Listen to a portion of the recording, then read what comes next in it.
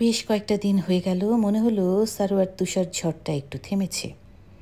এই সুযোগে আপনাদের সাথে কিছু কথাবার্তা বলে নেওয়া যাক।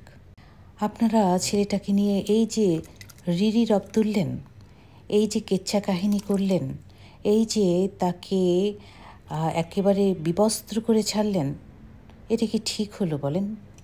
এনসিপির সদস্যরা প্রত্যেকেই সব ছোট মানুষ। তারা এখানে আঙ্গুল দিবে, ওইখানে ঢিল দিবে, এইখানে চোখ টিপ দিবে, আপনারা মেনে নেবেন। ছোট মানুষ, আপনার ঘরের সন্তান, এটা করলে আপনারা মানতেন না? তো সারোয়ার তুষারের বেলা কেন উল্টাটা করলেন আপনারা? সে ছোট মানুষ, শিশু দলের বড় নেতা হয়েছে বলেই আপনারা তাকে বড় আখ্যা দিয়ে যাচ্ছে তাই করবেন। এটা তো ঠিক না।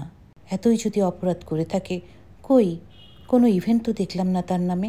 Marked myself safe from Sarwar তুষার।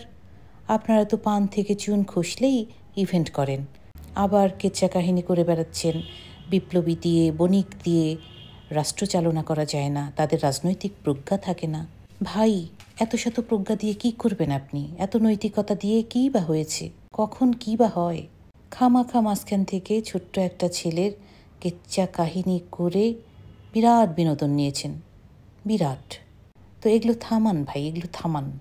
মন্দের ভালো ঘটনাটা একজন নারীর সাথে। তুষার যদি কোনো পুরুষকে গাছ লাগানোর কথা বলতেন, কি করতেন আপনারা যা নচ্ছার আমি ভেবেই ভয় পাচ্ছি। এনসিপির ক্ষমতা সম্পর্কে ওয়াকিবহাল থাকেন। এনসিপি প্রত্যেকটা সদস্য এক একজন সরকার, তাদের প্রত্যেকের প্রস্তাব শিরোধার্য, অবশ্যই শুনতে হবে। তারা যদি কোনো সময় দেশও বিক্রি করে দেয়, সেটাও মানতে হবে।